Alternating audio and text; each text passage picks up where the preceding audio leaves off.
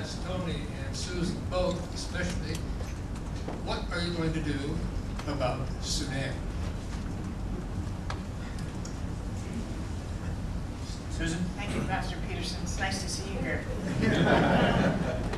Well, Senator Obama has spoken a great deal about the genocide in Darfur, but he's also been very outspoken about the other persistent crisis in the Sudan, which is the ongoing tension between the government in Khartoum and the SPLM, the government running South Sudan. There was a peace agreement reached between the government and the South in 2005, which was a historic agreement to end a very long and very deadly civil war. That agreement is now framed, it's on the ropes, and the United States, which had something of a hand in bringing about that agreement, has been relatively hands-off in trying to keep it together.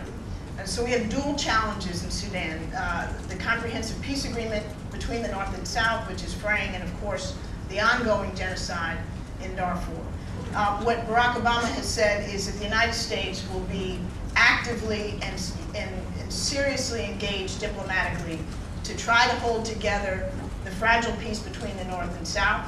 We're not going to be on again, off again in our diplomatic efforts, which is frankly what has been the case to date. And we will do that while dealing forcefully and energetically with the challenge of the genocide in Darfur. What we've had over the last several years, 4-year-long genocide in which hundreds of thousands have lost their lives, is a lot of rhetoric, a lot of tough talk out of Washington, but very little action. Right now, the imperative is to get an effective UN, African Union peacekeeping force on the ground so that civilians can finally gain protection. Well, that force is very slow to deploy. The government of Sudan is putting up obstacles.